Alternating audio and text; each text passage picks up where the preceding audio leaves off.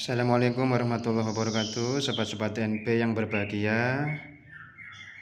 Semoga keadaan sobat TNP semuanya selalu dalam keadaan sehat, diberikan kelapangan rezeki, barokah, rezeki yang banyak, dan juga selalu dalam keadaan lancar semuanya segala urusannya.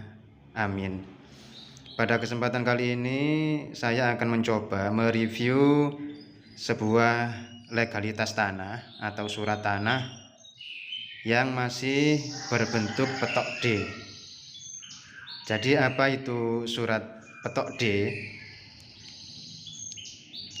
Surat petok D dalam artian yaitu sebuah dokumen administratif bukti penguasaan tanah di tingkat desa atau kelurahan pada zaman dahulu. Jadi surat petok D seperti dalam visual seperti ini. Jadi surat petok D itu isinya seperti ini, cuman satu lembar saja.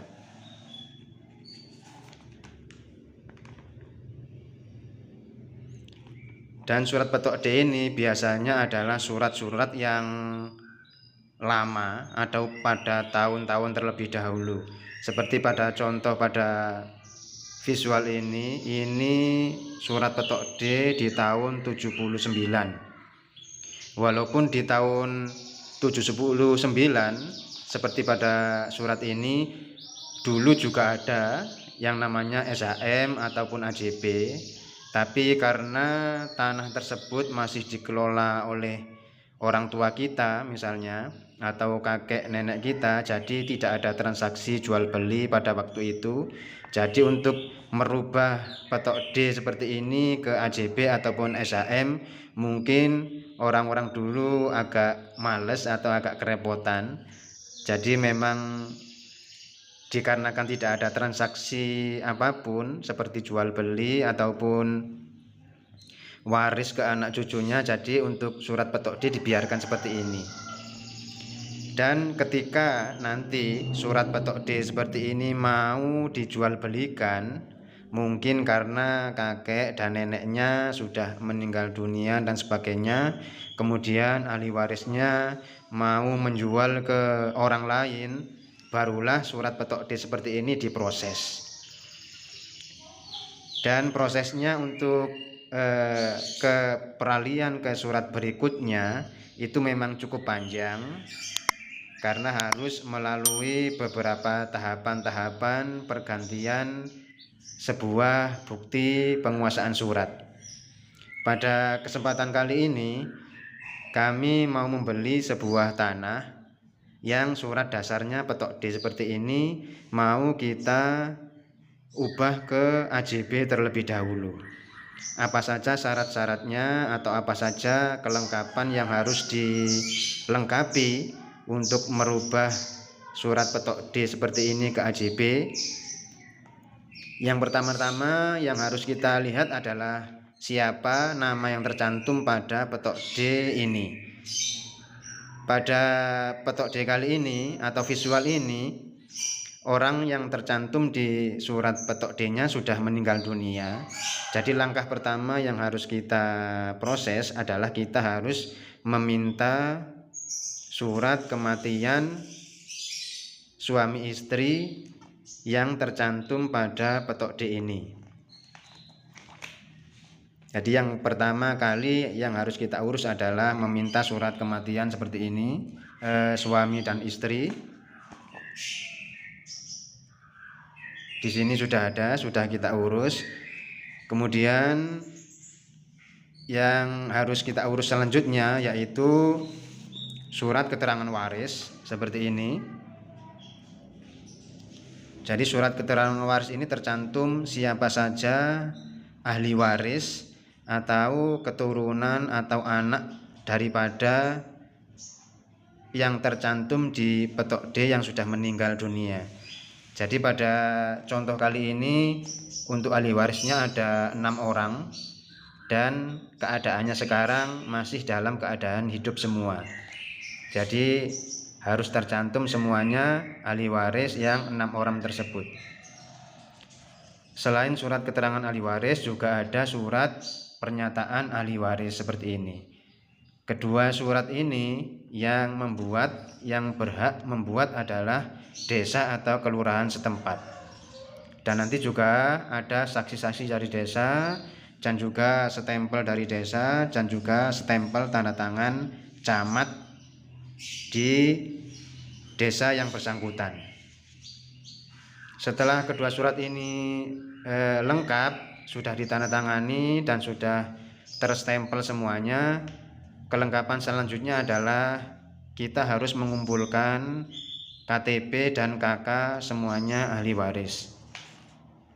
Di sini sudah ada, jadi 6 orang KK dan KTP ahli waris.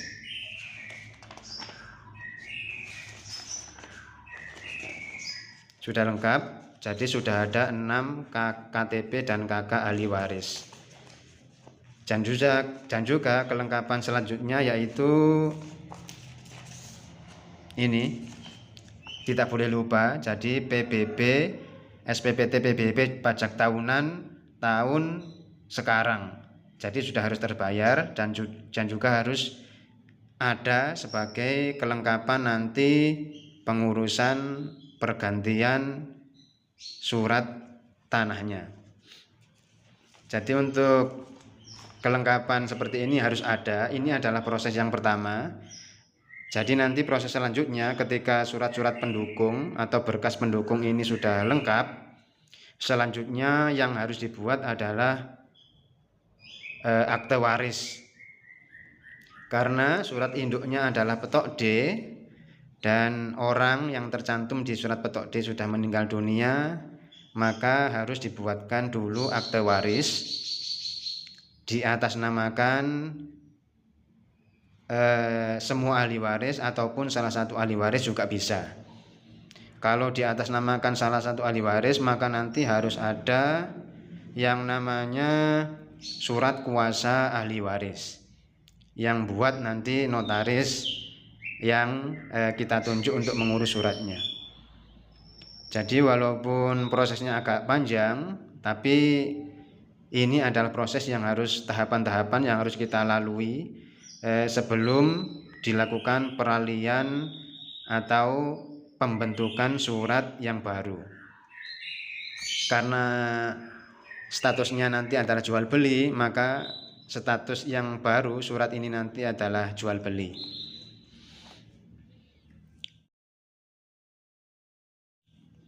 Jadi mungkin seperti itu Sobat TNP.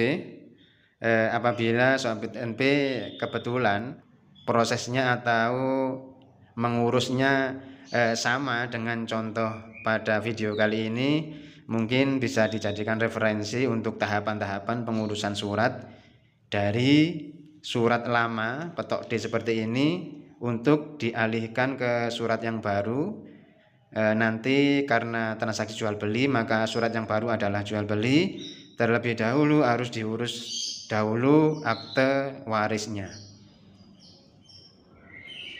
Mungkin cukup sekian Sobat TNP, singkat saja video dari kami. Apabila ada pertanyaan-pertanyaan dari Sobat TNP yang berkaitan tentang legalitas ataupun surat-surat tanah, nanti Sobat TNP bisa kirim komentar di kolom komentar di bawah ini.